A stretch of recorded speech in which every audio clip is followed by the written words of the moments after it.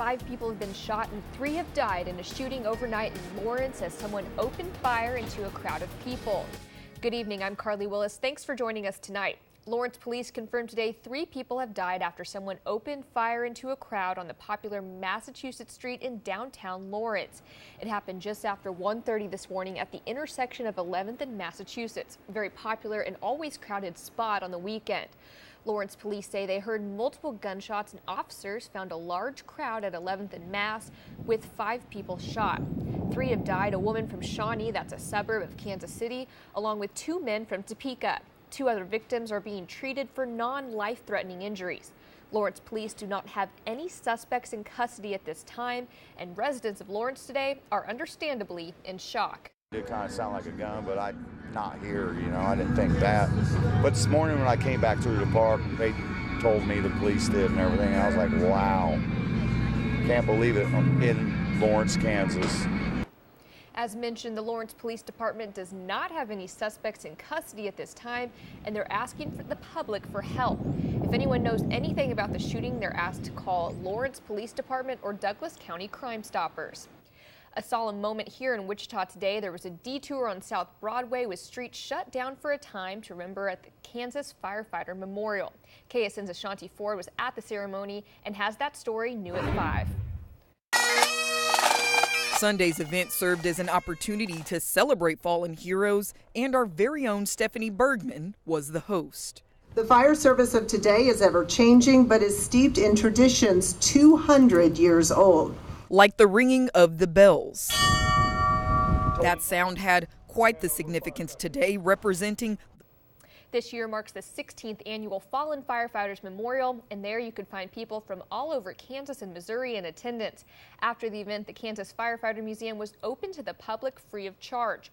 All parties included are nonprofit and say their job is to work together to serve the community while honoring its public servants. Here in Wichita, officers are trying to find 2 suspects they say shot and wounded a man and woman in North Wichita. Officers say the shooting happened around 11 last night in the 2600 block of North Chautauqua. When police arrived on scene, they say they found a 30-year-old man and a 36-year-old woman that had been shot. Both victims told police the shooting happened during an argument between the victims and 2 men in another car. They say they'd been following them. Police say there was a 3-year-old child in the car with victims at the time of the shooting, but the child was not hurt. The man and woman were taken to the hospital. The woman has since been released. Police are still looking for the suspect. And one Wichita man is behind bars tonight after police say he hit and injured a woman while driving under the influence. Police say it happened just before midnight last night in the 3200 block of South Exposition. Officers say the suspect, 41-year-old Jared Andrew Fawcett, hit a 53-year-old woman while she was walking in the parking lot of a West Wichita bar. Police say that Fawcett was arrested on suspicion of 3 charges of DUI as well as 1 charge of aggravated battery. The victim was taken to the hospital. No word on her condition at this hour. Wichita Parks and Recreation bought out the horses today for a trail ride at Pawnee Prairie Park. It's a chance to raise money for equines affected by the storms and flooding in Texas. The ride was meant for horse lovers to enjoy the afternoon and remember how our 4-legged friends also need help following disaster. Primary needs are food, supplies, and veterinary care.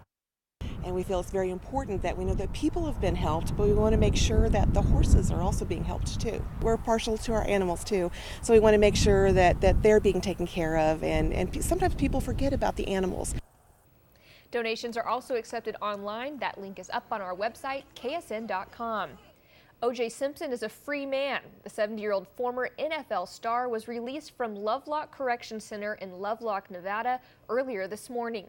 He spent 9 years behind bars for attempting to steal sports memorabilia. Officials say Simpson was released at midnight Pacific time to ensure public safety and reduce any chances of any incident occurring.